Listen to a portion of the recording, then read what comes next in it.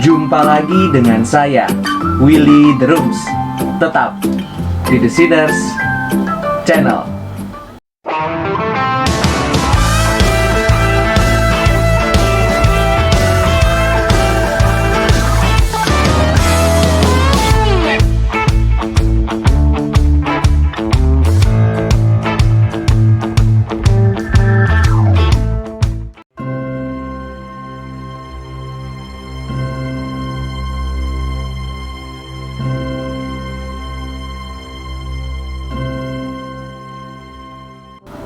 Doktrin Allah Tritunggal adalah salah satu doktrin terpenting yang menjadi dasar bangunan iman Kristen. Tanpa doktrin ini, kita akan kehilangan sebuah pijakan yang kokoh dalam memahami keutuhan iman Kristen. Salah satu contoh adalah dalam penciptaan. Bagaimana mungkin kita dapat mengerti unity in diversity dan diversity in unity yang nyata dalam seluruh ciptaannya tanpa kembali ke dalam pengertian Tritunggal? Cara pandang kita akan dunia ini tidak akan berdasar dan kehilangan esensinya. Selain itu, Allah mengerjakan seluruh rencana keselamatan manusia dalam 3 pribadi dari Allah Tritunggal. Pekerjaan keselamatan telah secara lengkap dan agung direncanakan oleh Allah Bapa sejak kekekalan, digenapi secara sempurna oleh Anak Allah dan diaplikasikan dengan kelimpahan oleh Allah Roh Kudus. Terlebih lagi, doktrin ini mengajarkan relasi yang seharusnya manusia miliki antar sesamanya. Melalui relasi antar pribadi Tritunggal yang menjadi dasar, kita akan memiliki hikmat yang tepat dalam memperlakukan sesama kita. Namun, doktrin ini juga merupakan salah satu doktrin tersulit untuk dipahami manusia. Seperti yang Agustinus pernah katakan, doktrin ini adalah wilayah yang berbahaya dalam pengertian dan kepercayaan. Sebabnya adalah, jika kita tidak menangkap keseluruhan doktrin, kita dapat masuk ke dalam pandangan yang salah mengenai Allah. Dan hal ini sudah sangat banyak sekali terjadi dalam sepanjang sejarah manusia. Pengertian ini akan mencemari pelayanan, ibadah, harmoni, kedamaian, bahkan dapat menyebabkan perpecahan gereja. Salah satu penyebabnya ialah orang yang mengerti pemahaman Allah Tritunggal tanpa menumbuhkan rasa takjub dan kagum kepada Dia. Keadaan seperti ini akan berujung pada pengetahuan tanpa adanya kerendahan hati untuk tunduk kepada Tuhan. Bahkan, memanipulasi pengertiannya untuk kepentingan diri sendiri. Marilah dalam mempelajari Allah Tritunggal, kita terus mempersiapkan hati untuk tunduk dan bertanggung jawab dalam pengertiannya.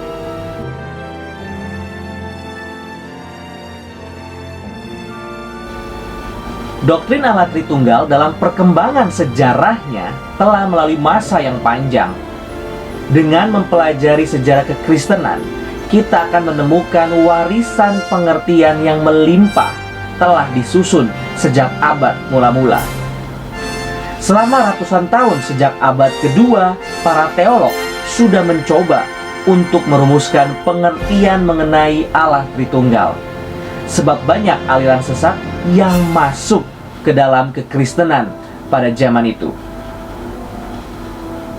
Dengan berkembangnya berbagai pandangan yang sesat di zaman itu, sebuah rumusan pengakuan iman mengenai Allah Tritunggal harus dibangun. Rumusan ini ditujukan untuk melawan ajaran-ajaran sesat yang mempengaruhi gereja pada masa itu. Salah satu upaya yang dikerjakan ialah dengan mengadakan sebuah konsili. Beberapa konsili diadakan untuk membahas tentang hal ini. Dan hasil pengakuan iman yang paling terkenal adalah Niceno-Konstantinopolitan Creed. Pengakuan iman ini dirumuskan pada Konsili Konstantinopel I pada tahun 381 Masehi. Pengakuan ini berbunyi demikian: We believe in one God, the Father Almighty, maker of heaven and earth and of all things visible and invisible, and in one Lord Jesus Christ, the Son of God, the only begotten by his Father before all ages, light from light, true God from true God, begotten, not made, consubstantial with the Father, through whom all things came into existence, who for us men and for our salvation come down from the heavens and become incarnate by the Holy Spirit and the Virgin Mary, and became a man, and was crucified for us under Pontius Pilate, and suffered, and was buried, and rose again on the third day in accordance with the Scriptures, and ascended into the heaven, and is seated at the right hand of the Father, and will come again with glory to judge the living and the dead, and there will be no end to his kingdom. And in the Holy Spirit, the Lord and life giver, who proceeds from the Father, who is worshipped and glorified together with the Father and the Son, who spoke by the prophets. And in one holy, Catholic, and Apostolic Church, we confess one baptism for the forgiveness of sins. We wait for resurrection of the dead and the life of the coming age. Amen. Pada kesempatan kali ini, marilah kita belajar sedikit mengenai pergumulan yang dialami oleh para teolog pada abad mula-mula, khususnya dalam doktrin Tritunggal, sehingga dapat menghasilkan pengakuan iman seperti ini.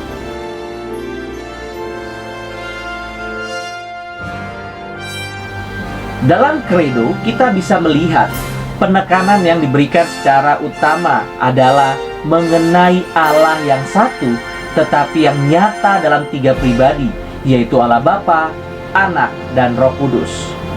Salah satu kesulitan yang dialami umat Kristen pada zaman setelah para rasul ialah berusaha mempertahankan bahwa Kristus adalah Tuhan bersamaan dengan menyatakan bahwa Allah adalah Esa. Zaman itu, aliran Gnostik berkembang dengan pesat dan masuk ke dalam agama-agama yang ada dan merusak pengajaran yang ada. Salah satunya adalah kekristenan. Pikiran utama dari Gnostik adalah ide bahwa makhluk yang tertinggi, Tuhan, harus secara radikal terpisah dari dunia materi. Tidak mungkin adanya kesatuan natur antara pencipta dan manusia sebagai ciptaan. Karena itu, para Gnostik percaya bahwa Yesus yang hidup di dunia adalah secara natur berbeda dengan Kristus yang turun ke dalam dunia. Kristus turun dan masuk ke dalam diri Yesus, dan juga nantinya Kristus yang akan terangkat meninggalkan Yesus di dunia. Selain Gnostik, ancaman lain adalah dari seorang bernama Markion. Markion adalah seseorang yang mencetuskan adanya dualisme dalam diri Allah. Ia melihat hal ini dalam diri Paulus, yang katanya percaya pada dua Allah, satu yang berkarakter adil dan yang lain berkarakter kasih. Implikasinya adalah baik perjanjian lama dan perjanjian baru tidak dapat dipersatukan dan harus dipisahkan. Kedua pengertian ini mencoba untuk memisahkan Tuhan dalam memiliki hubungan dengan dunia materi. Yesus Kristus juga ditolak sebagai pencipta dan Allah yang sejati, sehingga apa yang dikerjakannya tidak mutlak dan sempurna. Jika demikian, Injil kekristenan akan kehilangan esensinya, dan ancaman itu begitu menakutkan bagi gereja pada abad mula-mula. Tentu, yang dibicarakan tidak sesuai dengan Alkitab yang selalu menekankan Allah yang Esa. Dan waktu itu, seorang teolog bernama Irenaeus berusaha melawan pemikiran ini. Irenaeus mencoba kembali untuk tetap berpegang pada kesatuan Allah sebagai Allah pencipta, Allah Perjanjian Lama dan Allah Perjanjian Baru. Melalui peristiwa yang terjadi sepanjang sejarah, Irenaeus mengembalikan pengertian ini kepada tema penciptaan. Ia menggunakan penggambaran yang menunjuk kepada Tritunggal dalam penciptaan. Tuhan tidak pernah meminta malaikat membantunya dalam penciptaan. Ia selalu berada bersama-sama dengan firman dan hikmat, Anak dan Roh Kudus, yang kepadanya dikatakan, marilah kita menciptakan manusia menurut gambar dan rupa kita. Anak dan Roh Kudus selalu bersama-sama dengan Bapa dan satu dengannya, karena mereka berbagian dalam pekerjaan Tuhan secara eksklusif dan utuh. Terlebih lagi juga dalam keselamatan yang dikerjakannya. Roh Kudus mempersiapkan manusia untuk dapat datang kepada Kristus, dan Kristus memimpinnya kembali kepada Bapa. Sedangkan Bapa juga memberikan kehidupan kekal. Kehidupan kekal ini bersifat relasional yang intim di dalam Tuhan, melalui pengenalan dan kenikmatan di dalamnya. Kita hanya dapat merasakan hal ini melalui penyucian yang Roh Kudus kerjakan. Penyucian ini mencelikkan kita kepada wahyu khusus Tuhan, di mana Anak yang telah menggenapi dan Bapa yang menyetujui akan keselamatan manusia. Pola Tritunggal ini selalu ada dalam sejarah manusia, dalam konteks bahwa Kristus, Anak Allah yang berinkarnasi, datang ke dalam dunia untuk memperbaiki sejarah Adam yang pertama melalui salib yang harus ditanggungnya. Kristus harus menjadi manusia agar apa yang telah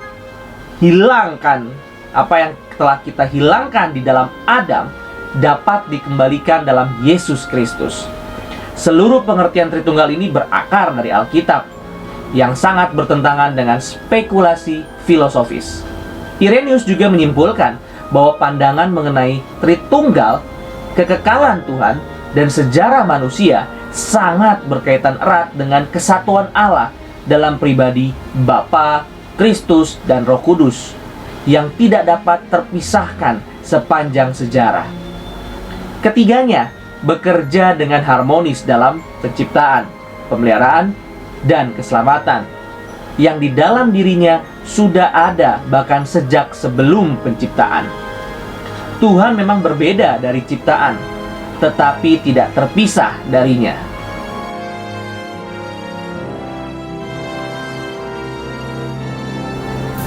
Akan tetapi, Irenaeus tidak secara spesifik menjelaskan mengenai relasi antar pribadi dan keilahian setiap pribadi dalam Allah Tritunggal.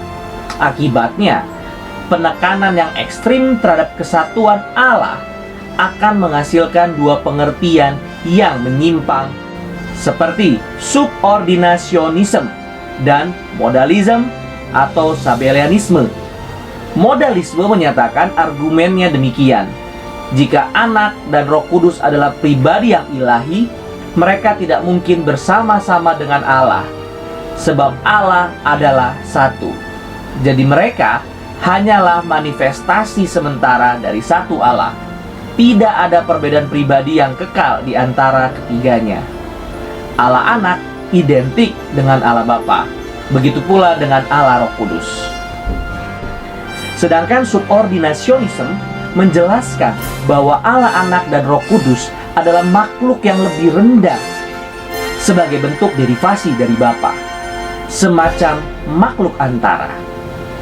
Allah Anak dan Roh Kudus tidak sederajat dengan Bapa, tetapi juga lebih tinggi dari seluruh ciptaan. Berawal dari sini, subordinationism terus berkembang hingga tidak terkontrol dan menimbulkan konflik. Konflik yang terjadi disebabkan oleh seorang bernama Arius. Dalam pengembangannya terhadap subordinationism, Arius mengklaim bahwa yang pertama, Tuhan adalah keberadaan yang tunggal dalam pribadi Allah. Allah tidak selalu Bapa, karena sebelum ada anak, Allah adalah Allah, bukan Allah Bapa. Yang kedua, anak memiliki awal atau ex nihilo. Ada waktu ketika anak tidak ada. Ia diciptakan berdasarkan kehendak Bapa. Dan poin yang ketiga, Tuhan menciptakan sebuah pribadi perantara, yaitu anak. Allah Bapa tidak menciptakan sendiri, namun melalui perantara anak yang terlebih dahulu diciptakan. Yang keempat, anak memiliki natur yang dapat berubah, tidak kekal, dan kehendak bebas untuk taat kepada Allah Bapa. Yang kelima, substansi dari Bapa, Anak, dan Roh Kudus berbeda satu dengan yang lain. Ada dua hikmat, satu yang berada secara kekal dengan Allah, yang lain adalah anak yang diciptakan melalui hikmat itu, sehingga anak tidak memiliki pengertian yang sempurna terhadap Tuhan dan dirinya sendiri. Pandangan tersebut menyerang mengenai relasi antara tiga pribadi dalam Tritunggal, khususnya relasi antara anak dan Bapa. Inilah yang dilawan oleh Tertullian, seorang teolog yang berasal dari abad ketiga. Ia memulai argumennya dengan menyatakan bahwa Tuhan yang Esa nyata dalam tiga pribadi yang berbeda. Bapa, Anak, Roh Kudus adalah tiga nama untuk tiga pribadi yang berbeda, bukan untuk satu pribadi yang sama. Tritunggal tidak semata-mata menghilangkan monarki, keesaan. Istilah monarki sendiri tidak menghalangi seseorang monark atau raja untuk membagikan kekuasaannya kepada anaknya atau pejabat lain untuk memerintah bersama dengan dia. Jika raja itu memiliki anak dan kekuasaannya dibagikan kepadanya, hal itu tidak mengubah sistem monarkinya, karena keduanya tidak dapat dipisahkan.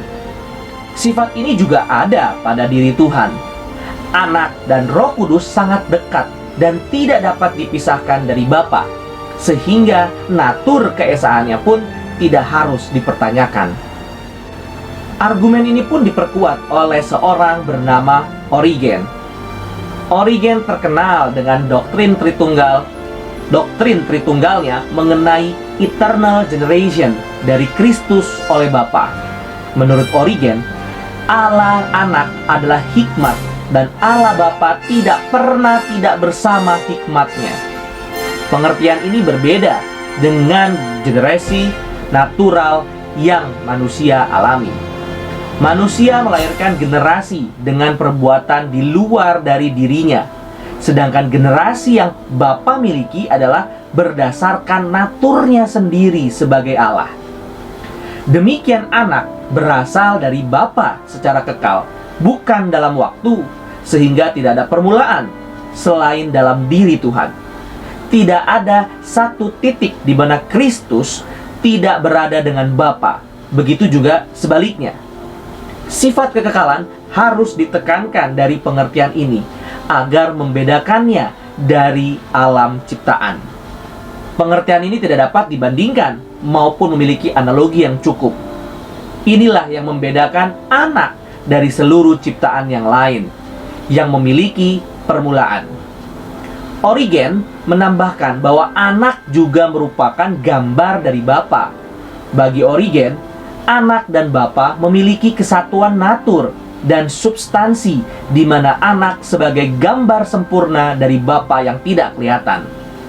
Anak selalu memancarkan kemuliaan Bapa dan menyaksikannya kepada seluruh ciptaannya, dan Bapa juga senantiasa memuliakan anak. Anak selalu di dalam Bapa dan Bapa di dalam anak. Oleh sebab itu, keilahian anak sama dengan keilahian Bapa sebagai Allah. Pandangan lain mengenai relasi ini juga diberikan oleh Athanasius. Melanjutkan dari Origen, Athanasius mengatakan bahwa Bapa dan anak bukan dari sumber yang sama, melainkan anak berasal dari Bapa yang memperanakannya. Karena Bapa kekal, maka anak diperanakan dalam kekekalan. Karena anak diperanakan dalam kekekalan, maka anak dan bapa harus bersama-sama kekal. Relasi bapa dengan anak ini tidak bisa disamakan dengan pengertian manusia yang melahirkan. Tuhan memperanakan tidak sama dengan cara manusia memperanakan, melainkan dengan cara Tuhan sendiri. Manusia dilahirkan dan melahirkan dalam urutan waktu. Seorang manusia baru dapat dikatakan bapa ketika mempunyai anak. Cara ini tidak berlaku bagi Allah. Bapa akan selalu menjadi bapa dan anak akan selalu menjadi anak. Perbedaan ini bersifat kekal. Dengan demikian, hal penting yang harus diperhatikan dalam konteks ini, bahasa mengenai Allah bersifat analogis. Bahasa manusia tidak dapat menggambarkan secara sempurna mengenai Allah. Poin lain yang ditekankan oleh Athanasius, bahwa anak adalah sepenuhnya Allah. Ketika kita melihat kepada anak, kita dapat melihat Bapa. Begitu juga sebaliknya. Kita tidak akan bisa memisahkan keduanya. Apa yang dimiliki Bapa juga dimiliki oleh anak. Karena itu, jika kita menyembah dan memuliakan anak, anak akan menyembah dan memuliakan Bapa. Sehingga kita juga akan memuliakan Bapa. Karena itu, Bapa dan anak adalah satu.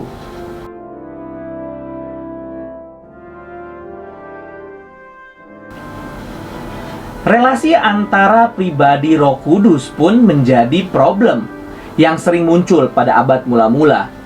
Seperti golongan yang mengatakan mengikuti Makedonius, meskipun tidak ada bukti yang konkret bahwa Makedonius terlibat di dalamnya.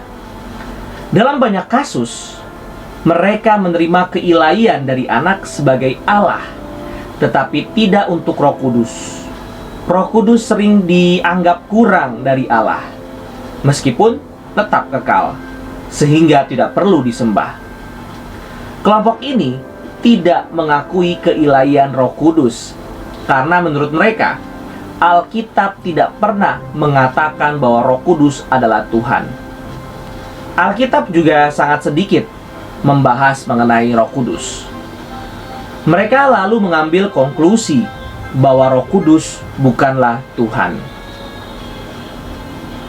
Selain membahas mengenai relasi antara Allah Bapa dan Allah Anak, Athanasius juga membahas mengenai relasi Roh Kudus dengan Bapa dan Anak.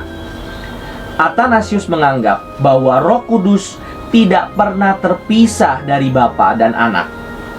Salah satu bagian yang menjelaskan relasi ini adalah ketika Yesus dibaptis di Sungai Yordan. Ketika Yesus dibaptis oleh Yohanes Pembaptis, Yesus juga diurapi oleh Roh Kudus. Roh Kudus yang sama juga diberikan kepada gerejanya setelah Yesus terangkat kembali ke surga. Karena itu, ketika kita menerima Roh Kudus, kita menerimanya melalui Kristus. Hanya melalui Kristus kita dapat dipersatukan dengan Roh Kudus. Athanasius juga berkali-kali menekankan bahwa Kristus adalah pemberi Roh Kudus.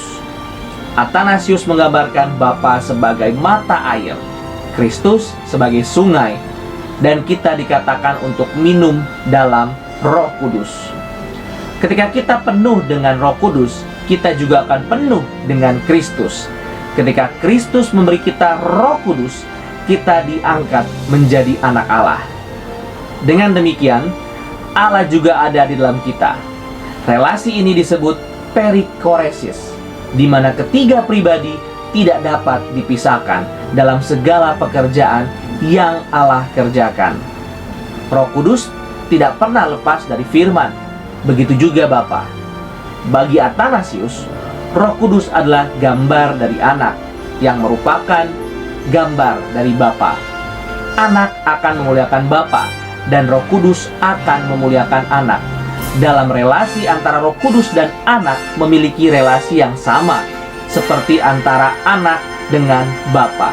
Sebab itu, seperti anak yang ada di dalam Bapa dan Bapa di dalam anak, Roh Kudus juga harus dilihat bukan sebagai ciptaan, melainkan sebagai Allah. Roh Kudus juga berada di dalam anak, seperti anak juga di dalamnya. Ketiganya tidak pernah bisa dipisahkan. Mengenai masalah ini, Gregory dari Nazianzus menambahkan bahwa pengertian procession atau keluarnya Roh Kudus tidak dapat dimengerti dengan sempurna. Sama seperti eternal generation anak, tidak dapat dijelaskan dengan sempurna melalui bahasa yang ada.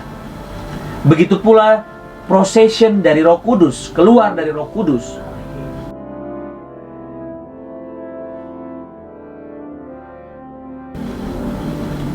Jika demikian, apa yang membedakan Bapa, Anak, dan Roh Kudus? Sifat mereka diperanakan, memperanakan, keluar, atau prosesi. Juga berkait dengan relasi satu dengan yang lain yang memberi nama Bapa, Anak, Roh Kudus bagi dirinya sendiri. Inilah keagungan dan keunikan yang membuat adanya perbedaan dalam ketiga pribadi dalam satu natur, yaitu Allah Tritunggal. Sifat-sifat tadi mempengaruhi relasi dalam Allah Tritunggal, tetapi tidak mempengaruhi naturnya. Pengaruh terhadap relasi dapat kita lihat melalui pekerjaan yang dikerjakan masing-masing pribadi dalam sejarah. Kristus adalah yang diperanakan oleh Bapa, sehingga dalam seluruh keberadaannya, dalam kekekalan, maupun ketika inkarnasi ke dalam dunia, selalu merefleksikan cahaya terang dari Bapa. Sama halnya dengan Roh Kudus. Roh Kudus akan terus menunjuk kepada Kristus agar ditinggikan sebagai Allah.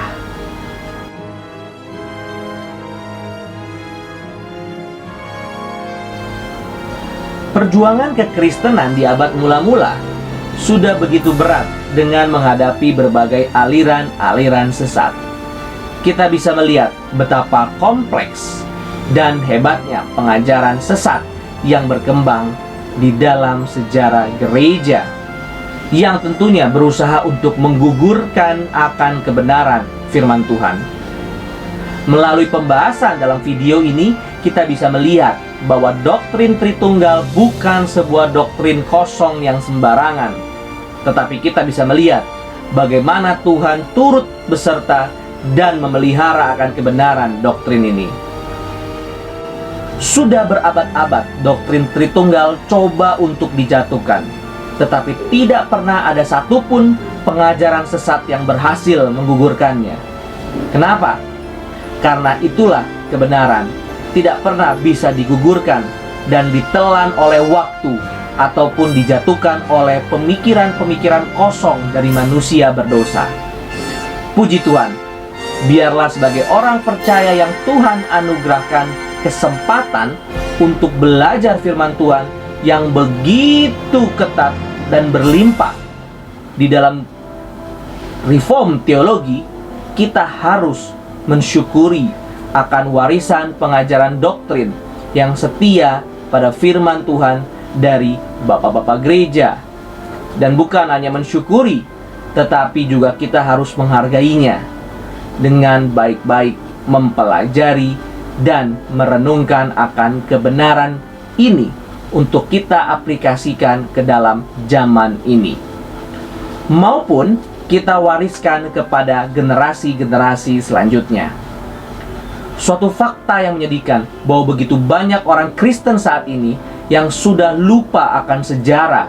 Mereka tidak lagi mau mempelajari doktrin yang ortodoks, yang dengan gigih diperjuangkan oleh bapak-bapak gereja. Di saat iman yang ortodoks ini tidak kita pelajari dengan baik, maka kita sedang menghina pekerjaan Tuhan di dalam sejarah. Jikalau kita tidak mempelajari sejarah, maka sebetulnya dengan arogansi kita berpikir bahwa kita lebih superior daripada pendahulu kita, karena merasa tidak perlu belajar dari para pendahulu kita.